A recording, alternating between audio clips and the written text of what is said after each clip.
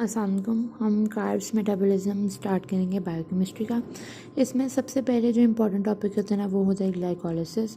फिर इसमें हम TCA साइकिल करते हैं एंड सो ऑन। ठीक है, तो सबसे पहले हम पढ़ते हैं ग्लाइकोलिसिस। ग्लाइकोलिसिस क्या होता है हम क्लास 2 से पढ़ते हैं। ग्लाइकोलिसिस में क्या है कि एक ग्लूकोज मॉलिक्यूल जब 2 पायरुवेट में कन्वर्ट हो जाए तो इसको हम ग्लाइकोलिसिस कहते हैं, इतने से पार्ट को। ठीक है, अब हम क्या कहते हैं कि जब पायरुवेट को आगे से एरोबिक ग्लाइकोलिसिस हो। एरोबिक क्या होता है कि in the presence of oxygen and mitochondria, oxygen भी मिल रही है, माइटोकॉन्ड्रिया भी मिल रही है, तो पायरुवेट कन्वर्ट हो जाता है एसिटाइल कोए में in the presence of oxygen and mitochondria. तो ये कौन सी होगी?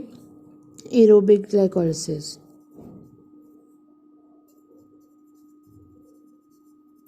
तो एरोबिक ग्लाइकोलिसिस जो होती है ना, जब ग्लूकोज जो है वो पायरुवेट में कन्वर्ट होकर एसिटाइल कोए और TCA साइकिल में आता है और फिर वो ये होती है एरोबिक ग्लाइकोलिसिस। ठीक है, इसमें एनर्जी प्रोडक्शन होती है। ठीक है, अब जो पायरुवेट, जब उसमें माइटोकॉन्ड्रिया भी नहीं होगा, उसके पास ऑक्सीजन भी नहीं होगा, तो पायरुवेट कन्वर्ट होता है लैक्टेट में और लैक्टेट कन्वर्ट होता है लैक्टिक एसिड में।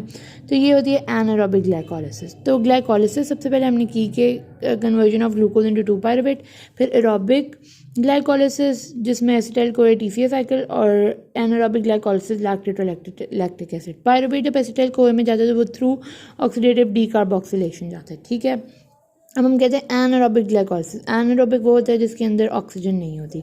तो RBCs, अब RBCs या तो ऑक्सीजन नहीं होती या तो माइटोकॉन्ड्रिया नहीं होता। तो अब RBCs में हम कहते हैं नो न्यूक्लियस नो माइटोकॉन्ड्रिया। पर RBCs की एक बात है कि RBCs के पास जो होती हैं ना, दे हैव ऑक्सीजन। ठीक है, they have oxygen, they have haemoglobin chains which carries the oxygen, but this oxygen is not for them. ठीक है, ये जो ऑक्सीजन होती है RBCs ने ट्रांसपोर्ट करनी होती है, ये उनकी अपनी ऑक्सीजन नहीं होती। तो इस वजह से इसके पास ना माइटोकॉन्ड्रिया और इसके पास ऑक्सीजन है, पर फिर भी ये इसके लिए नहीं होती, इसने ट्रांसपोर्ट करनी, तो इसलिए एनारोबिक ग्लाइकोलिसिस में आता है। आई में कुछ स्ट्रक्चर्स होते हैं जिसमें जो होती है ऑक्सीजन कम होती है, तो वो एनारोबिक ग्लाइकोलिसिस में आते हैं। टिश्यू जिनको हाइपोक्सिया हो, मतलब लो ऑक्सीजन लेवल हो, तो वो एनारोबिक ग्लाइकोलिसिस में। अब हम कहते हैं ग्लाइकोलिसिस ये होता है। ग्लाइकोलिसिस अकर किस में? हम कहते हैं ग्लाइकोलिसिस अकर होता है साइटोसोल में।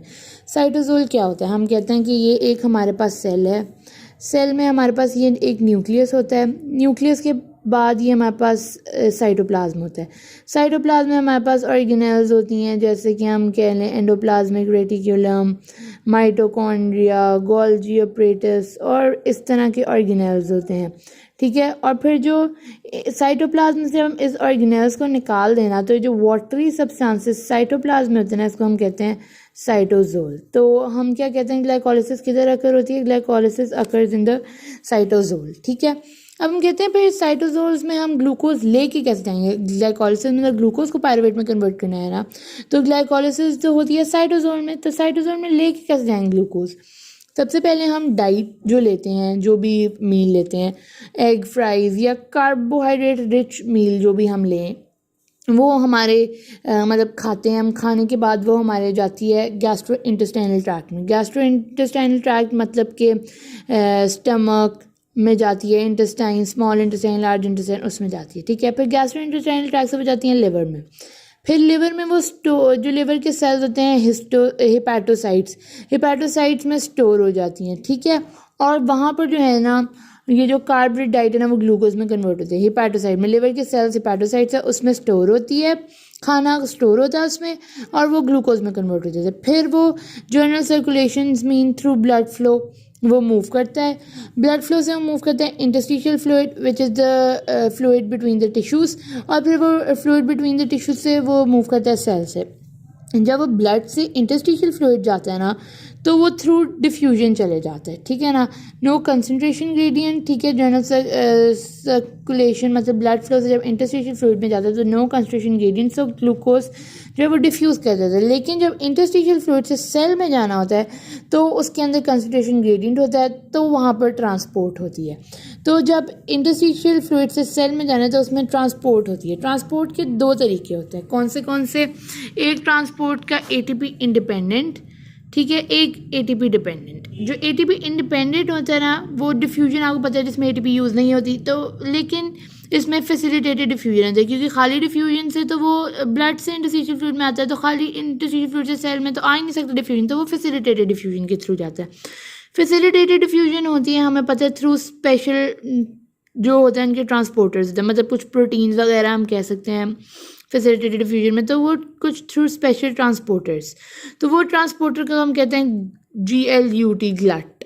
ठीक है, ग्लट जो है हमारे पास 1 to 14 डिस्कवर हो चुके हैं, लेकिन बुक में 5 दिए मैं बाद में डिस्कस करें। हम क्या कहते हैं कि जब कन्फर्मेशनल चेंजेस आती हैं ग्लट में, जब ग्लूकोज उनसे बाइंड करते हैं, जब ग्लूकोज बाइंड करते हैं ना तो उनमें कन्फर्मेशन चेंजेस आती हैं। मतलब कैसे, यहाँ पर से शो करते हैं कि जैसे कि ये हमारे पास सेल मेम्ब्रेन ड्रॉ हुई है, ये देखें।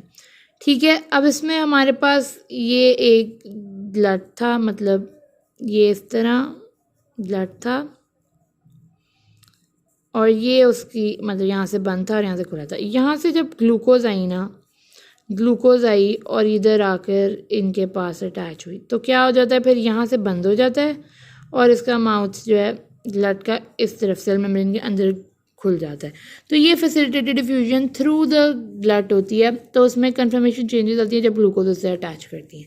ठीक है, इसी तरह ATP इंडिपेंडेंट जो है ATP डिपेंडेंट जो है वो है सोडियम ग्लूकोज को ट्रांसपोर्ट, के सोडियम और ग्लूकोज जो है ना एक ही जगह पास करते हैं, इकट्ठे ही जाते हैं इनसाइड द सेल। ठीक है, और जो सोडियम है ना वो अलोंग द कंसंट्रेशन ग्रेडियंट पास करती है, कि मतलब अंदर सोडियम कम होता है, इनसाइड द सेल में पोटेशियम ज़्यादा होता है, क्योंकि ओके है ना, के को अंदर आने देते सोडियम को नहीं आती, तो पोटेशियम ज़्यादा होता है और सोडियम कम, तो सोडियम अंदर जाती है, तो सोडियम अंदर कम है तो सोडियम अंदर जाएगी, तो sodium along the concentration gradient. लेकिन ग्लूकोज जो है वो अगेंस्ट द कंसंट्रेशन ग्रेडियंट जाती है, और अगर जो अगेंस्ट द कंसंट्रेशन ग्रेडियंट जाए तो वो तो of course with the help of ATP ही जाएगी। ठीक है, तो ग्लूकोज जो है पहले भी उसमें होती है, तो वो अगेंस्ट द कंसंट्रेशन ग्रेडियंट जाती है। ठीक है, तो हमने ग्लाइकोलिसिस इसमें हमने थोड़ा सा डिस्कस किया उसकी टाइप्स, फिर उसमें हमने डिस्कस किया कि वो साइटोसोल में होती है, तो वो साइटोसोल में आती कैसे है ग्लूकोज, फिर हमने ये उसकी मेथड डिस्कस की। अब हम डिस्कस करेंगे जो ग्लट है।